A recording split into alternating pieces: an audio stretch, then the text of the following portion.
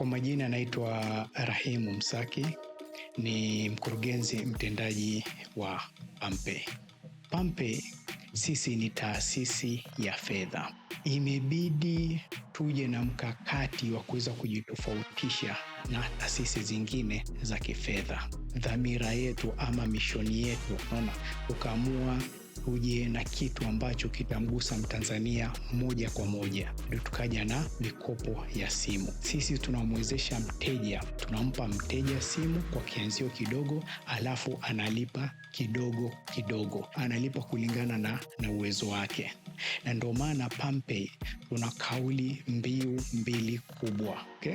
Moja, simu faster, na kauli mbiu ya pili ni haachwi mtu. Hatujali wewe upo katika sekta gani. Ikiwa wewe ni mwanafunzi, ni dereva, ikiwa wewe ni machinga, ikiwa wewe ni mshonaji nguo, sema ni shehe, ni padri, ni sister, ni mchungaji ama mshonaji viatu, PamPay ipo kwa ajili yako. Haachwi mtu.